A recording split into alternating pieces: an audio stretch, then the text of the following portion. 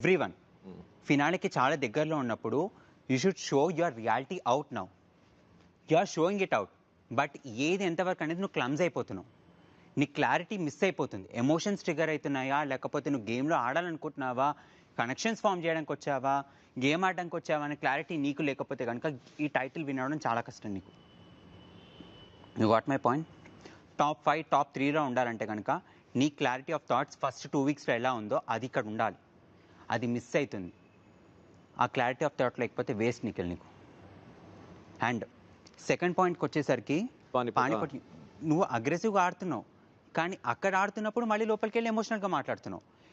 ఏది నిఖిల్ అనేది నాకైతే ఇప్పటికీ ఆ క్లారిటీ రావట్లే. అండ్ ఈ ఫిల్టర్స్ తీసేసే నిఖిల్, ఇంకా it's done.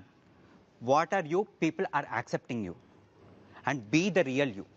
This is a reality show and ఒక real person should be the winner. ఎవరైనా ఇక్కడ, but it should be very much real. Filters పెడితే కనుక it will never work out. So that's what I'm expecting from you.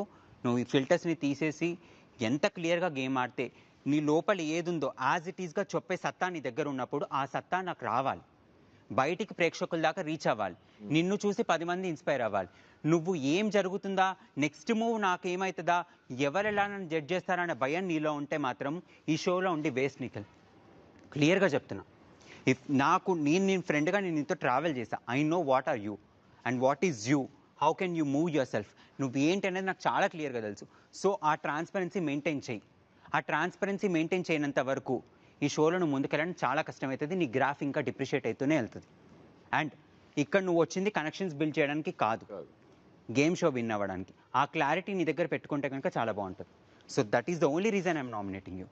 And second thing, ఈ యాంగ్జిలరీ nomination points ఏవైతే ఉన్నాయో, like నన్ను ఇక్కడ కూర్చోబెట్టి మణికంఠన్ పక్కకు జరపండి, 5th week I guess Manikandan vote చేయొద్దు, ఈ స్ట్రాటజీస్ ఏదైతే ఉన్నాయో, వర్డ్స్ 5th వీక్ నామినేట్ చేయొద్దు, పక్కకు జరిపేసేయండి. And you are discussing with other house, వేరే హౌస్ మేట్తో కూడా నువ్వు మాట్లాడుతున్నావు, సేయింగ్ దట్ మణికంఠ నాకు ఫస్ట్ వీక్ నుంచి నామినేట్ చేస్తూనే ఉంటాం, మనం అలా చేయొద్దు అని చెప్పారు. ఇదే నేను చెప్తున్నా. ఈ స్లో వర్షన్సే నువ్వు చెప్పేది అక్కడ బులంద్గా చెప్తున్నావు, చాలా తేజ్గా చెప్తున్నావు. మళ్ళీ వేరే వాళ్ళ దగ్గరికి వెళ్ళి చెప్పినప్పుడు ఆ తేజ్గా ఏదైతే గట్టిగా